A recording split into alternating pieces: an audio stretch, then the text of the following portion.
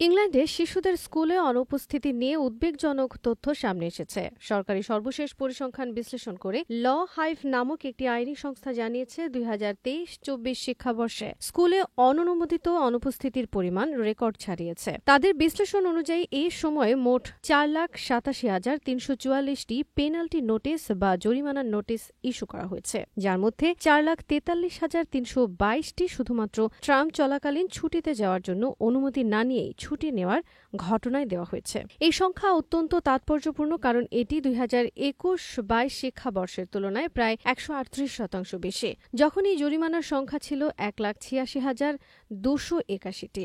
আরও বিস্ময়কর হল, মহামারীকালীন সময় অর্থাৎ ২০২০-২১ শিক্ষাবর্ষে যখন মাত্র ৪৫,৮০৯টি অননুমোদিত অনুপস্থিতির নথিভুক্তি হয়েছিল, তখনকার তুলনায় এখন বেড়ে গেছে প্রায় ৯৫০%। সরকার বলছে, স্কুলে শিশুদের উপস্থিতি নিশ্চিত করা প্রতিটি অভিভাবকের আইনগত দায়িত্ব। তাই যারা বাচ্চাকে অনুপস্থিত রাখছেন, বিশেষ করে টার্ম চলাকালীন ছুটি নিয়ে ঘুরতে যাচ্ছেন, তাদেরকে এখন কঠোরভাবে জরিমানা ও আইনি ব্যবস্থার মুখোমুখি হতে হচ্ছে। প্রাথমিক জরিমানার পরিমাণ ৮০ পাউন্ড হলেও এটি যদি ২১ দিনের মধ্যে পরিশোধ না করা হয়, তাহলে সেটি দ্বিগুণ হয়ে ১৬০ হয়ে যায়। আর যদি কেউ ২৮ দিনের মধ্যেও জরিমানা পরিশোধ না করেন, তাহলে তাকে আদালতে নেওয়া হতে পারে শিশুকে স্কুলে না পাঠানোর অপরাধে।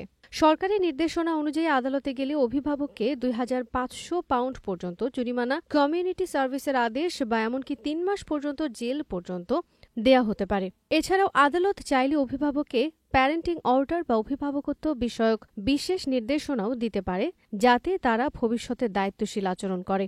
ল হাইভের প্রধান আইন কর্মকর্তা ড্যানিয়েল ম্যাকাফি বলেন, আইন অনুযায়ী কাউকে আদালতে নেয়ার সর্বশেষ ব্যবস্থা হলেও যদি আগের কোনো পদক্ষেপে কাজ না হয়, তাহলে আদালত বিষয়টিকে খুবই গুরুত্ব দিয়ে দেখে। তাই আমার পরামর্শ হলো, যে কোনো অভিভাবক যদি এমন পরিস্থিতির মুখোমুখি হন, তাহলে যেন অবিলম্বে ব্যবস্থা নেন। তার জরিমানা পরিশোধ, রিভিউ চাওয়া বা যথাযথ কারণ দেখিয়ে উপযুক্ত কাগজপত্র দাখিল, যে কোনো একটি হোক না কেন, দ্রুত পদক্ষেপ নেওয়াই শ্রেয়। এছাড়া সরকার ২০২৪-২৫ শিক্ষাবর্ষ থেকে নতুন কিছু নিয়ম চালু করছে, যাতে অভিভাবকদের সচেতনতা আরও বাড়ানো যায়। নতুন নিয়ম অনুযায়ী একজন অভিভাবক একই সন্তানের জন্য ৩ বছরের মধ্যে সর্বোচ্চ ২ বার জরিমানা পেতে পারেন। দ্বিতীয়বার জরিমানা করলে সেটি সরাসরি ১৬০ পাউন্ড হবে। যদি দ্বিতীয়বারও জরিমানা না দেওয়া হয়, তাহলে আদালতের মুখোমুখি হওয়ার ঝুঁকি থেকে যাবে। আর ৩ বার বা তার বেশি ছুটি থাকলে জরিমানা নয়, বরং সরাসরি মামলার আওতায় আনা হতে পারে। অতএব অভিভাবকদের প্রতি স্পষ্ট বার্তা, বাচ্চাদের স্কুলে নিয়মিত পাঠানো আইনগত বাধ্যবাধকতা। ছুটিতে কোথাও যাওয়ার পরিকল্পনা থাকলে তা